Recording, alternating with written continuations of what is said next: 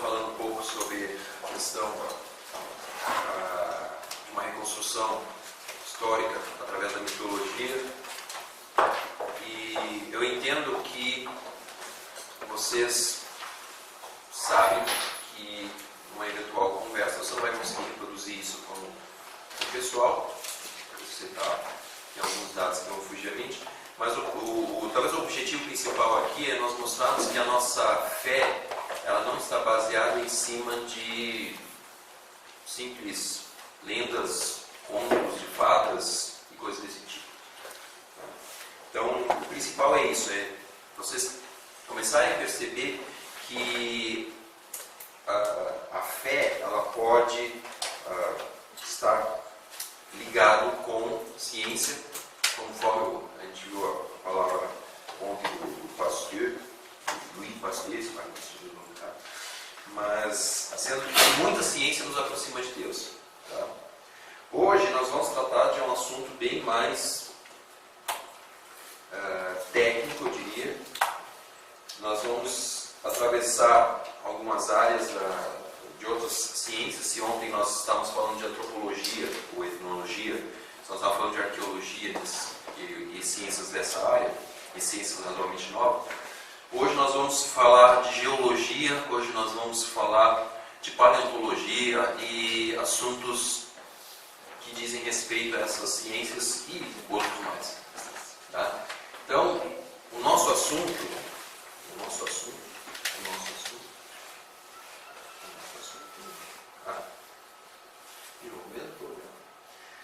mas agora eu sei solucionar esse problema. Que é ótimo. Boa apresentação. Nosso assunto hoje são evidências de campo. Tá? O que a ciência tem a dizer sobre o dilúvio universal. Certo? Vai ser um pouco pesado essa manhã. Espero que vocês trabalhem junto comigo e a gente possa produzir bem os nossos temas. Bom, evidências de campo. Há muita coisa que nós poderíamos falar e aqui estaríamos alguns dos assuntos. Tá? A questão das hidroplacas, a Pangeia. E eu quero depois abrir com vocês o texto bíblico, a gente vai falar depois. Camadas geológicas, fósseis de dinossauros, datação do dilúvio, datação por carbono 14, Harappa e Mohenjo-Daro, as línguas indo-europeias, anomalias arqueológicas, Índia e Américas. Tá? Então, esses seriam alguns assuntos que nós poderíamos tratar hoje. Eu selecionei só alguns deles, porque nós não temos realmente tempo para trabalhar tudo, e alguns nós vamos dar uma passada bem rápida, vocês vão perceber isso. Quando nós falamos de dilúvio, quando nós falamos do dilúvio universal, quando nós estamos falando sobre evidências desse dilúvio, existe uma região do nosso querido planeta Terra que nos traz uma enxurrada de evidências a esse respeito, e é a região polar. Tá? A região polar ela está crivada de evidências que podem ser muito bem aproveitadas por nós. O grande problema é que as regiões polares, tanto lá embaixo, no Polo Sul, quanto lá em cima, no Polo Norte, segundo a Convenção Norte em cima, não são regiões. O sul não é habitado, o norte é complicado, então experiências lá não vai acontecer de nós. Vamos fazer uma expedição científica para o Polo Norte, nós aqui do nosso grupo, e vamos lá fazer experiências, né? Vamos coletar dados. Complicado, justamente por causa da questão do frio. Então, os polos são regiões muito pouco estudadas em várias áreas, mas o pouco que nós podemos ter de evidências nós vamos trabalhar aqui. Primeira grande questão são os mamutes. Vocês já devem ter ouvido falar nos nossos queridos mamutes. Pelo menos você deve ter olhado a Era do Gelo 1, 2 e 3. 2 e 3 é duro.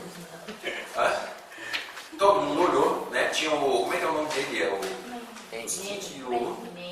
Men, exatamente. E tem a outra lá e tal, enfim. Mas o mamute, ele ficou muito famoso por causa dessa questão, principalmente da Era do Gelo. E, como diz o Adalto, o desenho é muito legal, só que de verdade tem praticamente nada. É um desenho baseado em cima de uma teoria das eras glaciais, que nós vamos ver que é absolutamente mentirosa no sentido pleno da coisa. E vamos ver por que isso. O desenho é um desenho, tá, gente? Infelizmente não existe aqueles personagens lá.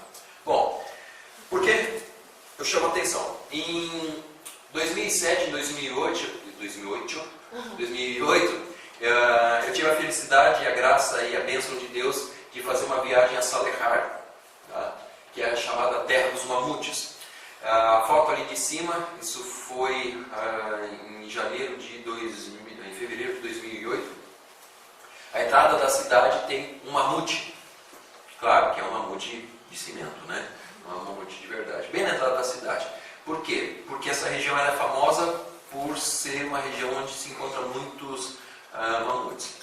Ali embaixo, na foto de baixo, estou eu, diante de ossos de mamutes, dentro do museu qualquer coisa de Salekhard, paleontológico de Salekhard, uma coisa desse tipo. E nesse museu existem vários ossos de mamutes, porque se encontram muitos mamutes lá. Tá? Vocês podem ver que é uma região polar. A Salekhard já está dentro, na verdade ela está na linha do Círculo Polar Ártico. Tá? É a única cidade que é cruzada pelo Círculo Polar Ártico. E é uma região de difícil acesso. Tá? Temperaturas muito baixas, aí nesse dia devemos estar aí com uns 20, 25 graus negativos, na foto de cima. É um dia quentinho, né? Tá um dia assim bem agradável, né? Porque a temperatura pode chegar a 40, 45 negativo. Isso é um dado importante, não estou falando isso só para mostrar, olha que legal, o Leal viajou, que muito bacana, querendo me exibir. Não é essa a questão. A questão é que eu estava num local onde, para o nosso estudo, ele é bem interessante. Tá? Então, essa viagem lá, eu encontrei esse cara. Esse cara chama Piotr, ou Peter, ou Pedro. Né? Ele é membro de uma igreja batista lá, em Salekhard. E esse cara, ele, antes de conhecer a Cristo, ele era caçador profissional. Tá? E conversando com ele, ele disse o seguinte: bom, perguntei para ele, e aí, como é que é você estar no polo, lá na região polar, questão de comida, questão de sobrevivência, etc. Eu disse, não, tranquilo, a gente tem como se virar, né? Leva a marmitinha e tal. E além do que, de vez em quando, a gente encontra carne também. Que carne? Não. Ou a gente caça, ou a gente encontra carne de mamute.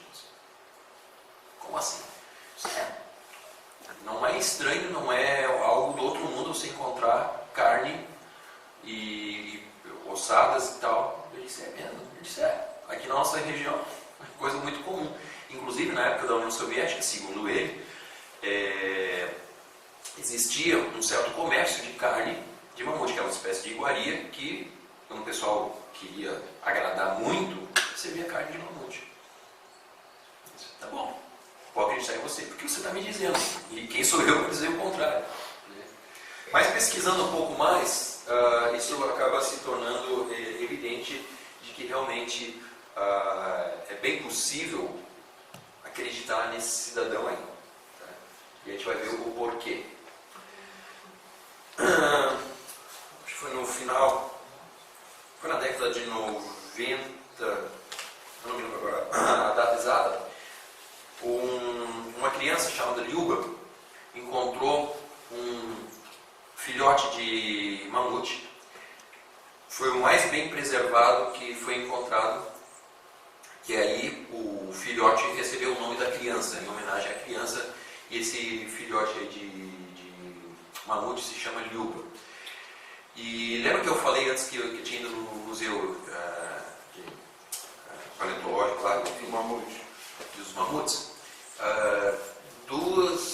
2 semanas antes eles tinham transferido o Ryuba desse museu, mandado para o Japão para fazer uma tomografia, fazer fazer exames desse animal. Então eu perdi por 2 semanas de ter visto o animal mais famoso encontrado até hoje, que é o Ryuba. O Ryuba, ele morreu, não se sabe exatamente como, mas preservou-se completamente congelado. Você pode ver aí, tá? Tem talvez alguns dizem 10 mil anos, 8 mil anos, enfim, ele se preservou bem. Quando você vai para a região dos polos, você vai encontrar vários pedaços de mamutes, mas não tão bem conservados quanto esse. Esse estava dentro da geleira e por causa do desgelo, a criança estava passando lá, viu um pedaço do corpo ali do mamute, foi lá, né, mexeu, cavou, achou, aí foi chamar os pais, etc. E por uma felicidade para a ciência, esse daí foi parar na mão dos cientistas. Não virou churrasco. Não virou churrasco, exatamente. Tá? Bom, os mamutes.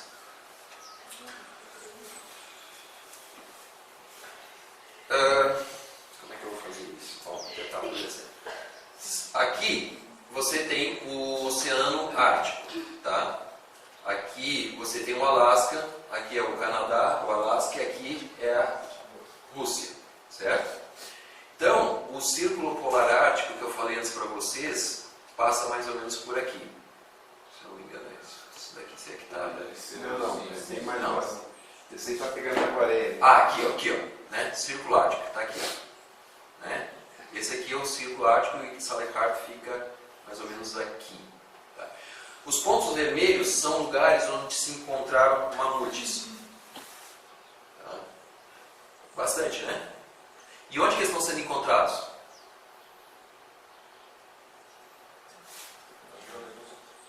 Na geleira, né? Na era do gelo, né? Olha só, eles estão sendo encontrados, a grande maioria, nas regiões perto do quê? Do Oceano Ártico. Tá? Isso é um dado importante para nós, muito importante para nós, depois a gente vai voltar a esse assunto. Eu estou tirando de terra em ebulição de Immanuel Velikovsky. Tá? A gente vai falar um pouquinho, acho, sobre Velikovsky depois. Mas o testemunho, a citação diz o seguinte: é um testemunho de Lyakov do século XVIII, um explorador russo das regiões árticas, certo? Ele diz o seguinte: tão enorme era a quantidade de restos mortais de mamutes que parecia que a ilha, em verdade, era composta de ossos e presas de elefantes, aglutinados pela areia enregelada.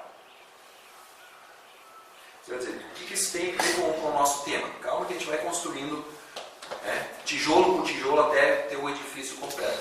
Ele está dizendo o seguinte: há uma quantidade enorme de animais mamutes encontrados nessa região. Agora, o cara da câmera vai ficar bem comigo, vai ficar vindo para lá e para cá, tá? Esses pontos vermelhos são pontos de mamutes. Está vendo que tem pontos amarelos ali? São lugares onde se encontraram rinocerontes. Alguém sabe onde é que você encontra o habitat natural de rinocerontes? Ou seja, em lugares de clima fervente. Mas, como que você vai encontrar esses bichos dentro do Círculo Polar Ártico? É uma pergunta, no mínimo, intrigante.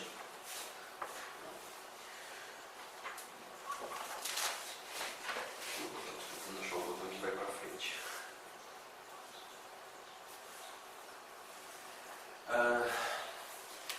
O Nikolai, não sei das quantas ali, né? Presidente da Academia Russa de Ciências, do Comitê para o tudo dos mamutes, ou seja, não é qualquer um, né? Estima que mais de 500 mil de toneladas de presas de mamute foram enterradas ao longo de um trecho de 600 quilômetros da costa do Ártico. Uma presa típica pesa 100 quilos. Isso implica que cerca de 5 milhões de mamutes viveram nessa pequena região. Essa é uma foto antiga, no norte da Iacútia, em Berelier, onde você encontra uma quantidade enorme de ossos de mamutes. Para você ter uma ideia de quão grande eram esses números, na época da União Soviética, os caçadores, eles viviam de pegar presas de mamutes para vender no mercado negro. E ganhavam um bom dinheiro, por sinal. Dizem que muitas das teclas de piano e de não sei mais o que lá, que se tem no mundo hoje, vieram de mamutes da Rússia. Porque algumas teclas de piano são feitas de... E não de elefante. Ah? E não de elefante. E não de elefante, exatamente. Muito, muito. Essa é uma foto tirada numa expedição, inclusive está preto e branco. Né? Mas vocês podem ver que o estado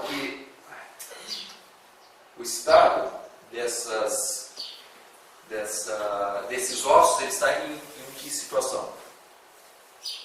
Caótico, certo? Isso me diz que eles não simplesmente estavam andando, tiveram um ataque cardíaco e morreram. Aí veio o outro, viu, ele morreu, aí veio o outro, morreu e morreu. Não foi assim. Alguma coisa aconteceu para que esses ossos estivessem em estado caótico. Mas eu não sei, porque eu sou simplesmente um cientista que tem um fato, e aí eu vou ter que, em cima desse fato, observar e tirar uma conclusão. Eu não posso já chegar e dizer, não, isso aqui foi dilúvio. Não. Os ossos estão lá, então vamos pegar todas as possibilidades e vamos eliminando as menos prováveis até chegar a algo que seja, que se encaixe melhor no quadro. Certo? Bom, recentemente, eu não tenho a data, mas a partir de 2010, 2013, alguma coisa assim, muito recentemente, esse grupo aí encontrou um mamute não tão bem preservado quanto o ubliúba, tá, os órgãos internos e tal, você não tem a preservação tão boa, mas você pode ver que não é uma coisa incomum encontrar mamute por lá. Eu não encontrei nenhum, também não fiquei andando muito no meio do... O que você encontra nesse mamute que eles pegaram? Globo ocular intacto. O que mais que eles encontram? Relva nos estômagos dos mamutes. Relva, grama. Em outras palavras, estou dando muito grama. E hoje não cresce mais lá.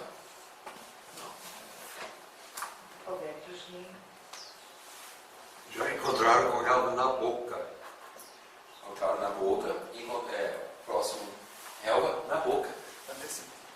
Houve uma revelação antecipatória aqui. E relva que não se encontra hoje na Sibéria.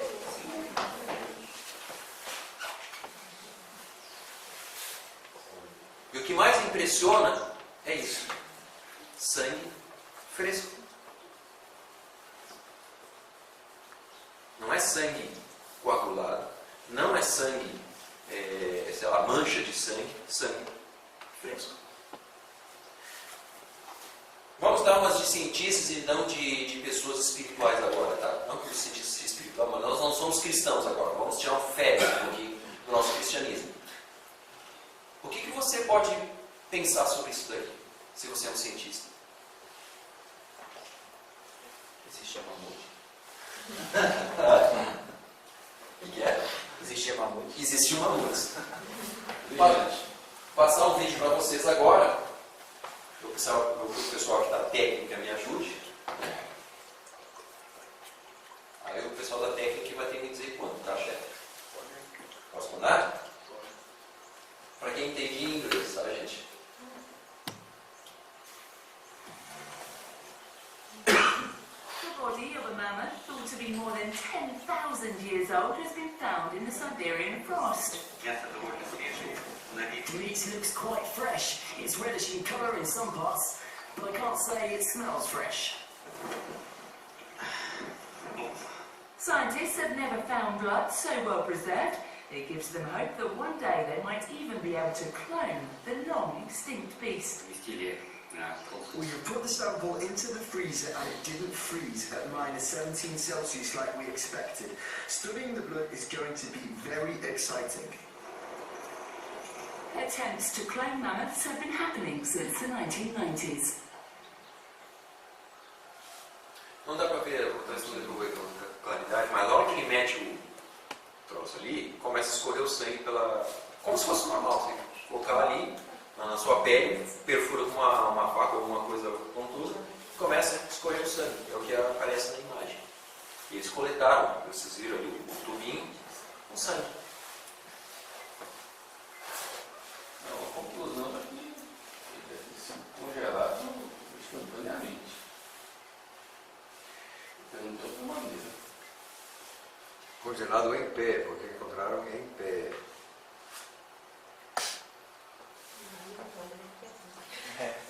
Bom, vocês são cientistas, eu simplesmente estou aqui só trazendo os fatos para vocês. Agora a gente vai fazer algumas interpretações sobre isso. E vocês são inteligentes o suficiente para chegar às mesmas conclusões. Inclusive essa aqui é a própria equipe, é a foto da equipe que mostrou no documentário antes. Milhares de exemplares foram encontrados numa ilha pequena dentro do Oceano Ártico. Tudo bem, gente, os mamutes estavam lá, não sabiam o que fazer da vida, pensaram, gente, vamos tirar umas férias, eu estou estressado com esse trânsito na vida aqui, vamos dar uma volta, não, vamos para a Riviera Ártica. E eles foram para lá passear, e aí se assustaram com o preço das coisas lá, porque era um curote muito caro, tiveram um ataque do coração, como eu disse antes, e morreram. Milhares. O que mamutes estão fazendo numa ilha, no meio do Oceano Ártico, é uma pergunta que eu faço para vocês.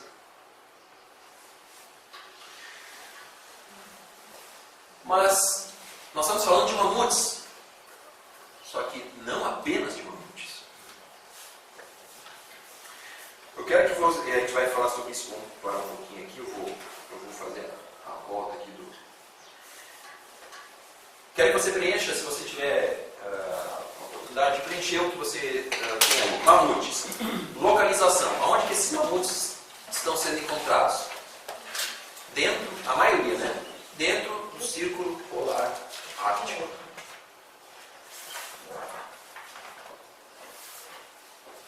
Dentro do Círculo Polar Ártico. Qual é a quantidade? Não se tem a menor ideia. Milhares, milhares e Pelo milhares. menos 5 milhões que foi dado pelo Nicolai, né? Assim, Pelo menos. e todo mundo resolveu morrer ao mesmo tempo, parece. A grande depressão, ficar todos deprimidos emocionalmente, cometendo suicídio. Foi a grande depressão, né? Todo mundo ficou deprimido. Para 1930.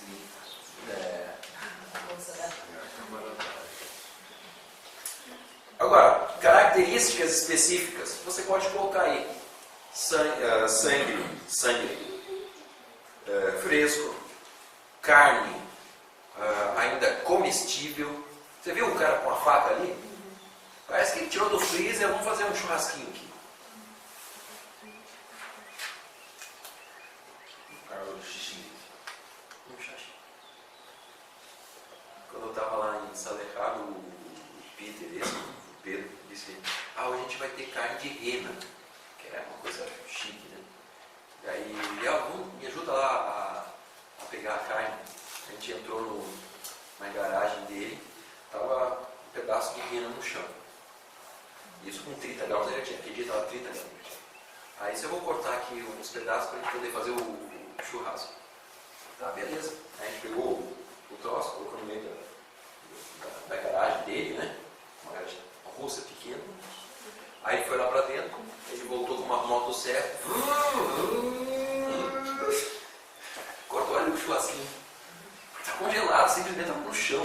Com a temperatura de -30, tudo congelado, mas ele tem que cortar com uma motosserra. Então, o caso aqui é quase a mesma mesma história, mas você vê ali que o cara ele corta, está congelado, mas é só você colocar lá no micro-ondas, virou churrasquinho fácil. Observações. Que observações você gostaria de fazer?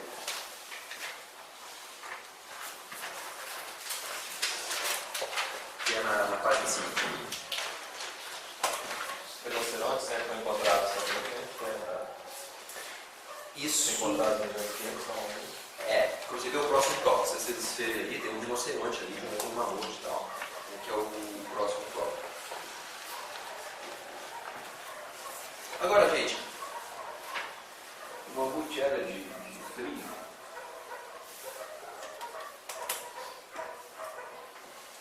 se ele tem relva na boca, não necessariamente ele é um animal de grande porte, vivendo em condições onde, sei lá, digamos, pegando o nosso caso aqui, como nós temos hoje, um lugar onde 9 meses o solo está coberto de neve, e ele precisa de quantidade razoável de alimentos. Era um animal de frio? Provavelmente não. Provavelmente. Não que eu possa afirmar com certeza que não. Porque o rinoceronte não é um animal de frio também, tá? E não só, como a gente vai ver agora. Então, a questão dele estar lá não significa que ele seja um animal de frio, porque tem muitos animais que não são de clima frio. A gente vai ver o porquê isso. Então, observações. Você faz algumas observações aí. Uma coisa que eu quero chamar a atenção, eu acho que nós vamos comentar mais para frente, mas eu não vou adiantando. Se você olhar tudo isso, é natural você chegar à conclusão de que esse animal, rinoceronte, 5 milhões, foram mortos instantaneamente e eles foram mortos por congelamento ou algo do tipo. Sabe por quê? Eu sempre faço essa ilustração para as pessoas entenderem a situação. Imagine você, o senhor mamute e a senhora mamuta, que é como você vai chamar o nome dela, e o filhotinho. Família perfeita, casal, né, um relacionamento muito bom entre eles. Estão passeando, né, de férias ou simplesmente andando pelos passos verdejantes, comendo uma coisinha aqui, uma coisinha ali, a dieta equilibrada, balanceada, tal. Estão andando. E de repente, não mais do que de repente, o tempo muda. Em questão de poucos minutos, o tempo muda e começa, em vez daquele sol maravilhoso, porque nós estamos no verão, ou pelo menos em um clima quente, porque a relva está ali, fácil acesso, eles estão comendo e começa a cair um floquinho de neve.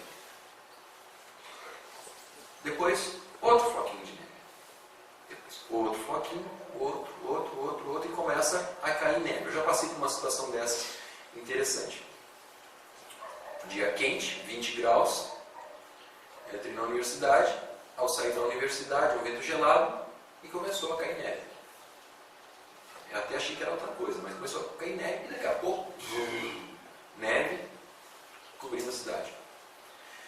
Mas você imagina esse casal, essa família andando, ele vê aquelas neves ali, dizendo, rapaz, nossa, ele devia ter trazido um agasalho, né? Porque mudou o clima e tal, as nossas crianças podem pegar uma resfriada, alguma coisa assim. Mas continua sua caminhada. E aí começa a nevar mais forte. E ao longo do dia neva bastante. Agora, se nevar muito forte, mas muito forte, qual é o nível de neve que pode chegar? Muito forte. Forte. Vai acumular neve. Faz neve, meio metro de neve, um acabou. Cobre um mamute de 2 metros e pouco? Não cobre. Não vai matar o bicho por causa disso, certo? Não mata. Mas, segundo os especialistas, dizem que os mamutes foram extintos ao longo de vários séculos. Então, esse bichinho ele teve que continuar andando a sua caminhada ao longo de vários séculos, enquanto ele está sendo soterrado por neve. Até que no momento tem tanta neve caindo em cima da cabeça dele, que não derreteu,